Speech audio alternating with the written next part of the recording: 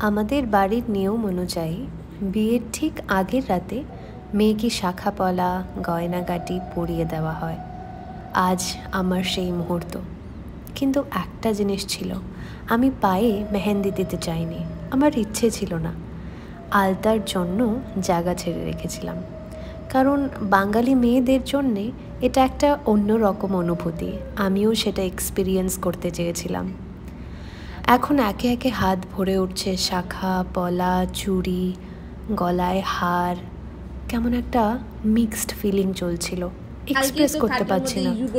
মার চোখে জল ছিল, সেটা দেখে মনে হলো যে কিছু একটা ছেড়ে যাচ্ছি। মনে মনে একটা রেস্টলেস ভাব। আবার দেখছি সবাইকে হাসি ঠাট্টা করতে, মজা করছে, সেটা দেখেও আমার খুব হ্যাপি ফিল করছিলাম।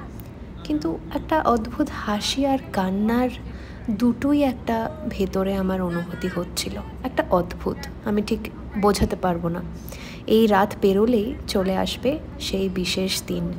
এই মুহূর্তগুলো প্রত্যেক মেয়েদের জীবনে অনেকটা মাইনে রাখে। দেখা হবে বিয়ের দিন সকালে। পাশে থেকো সবাই।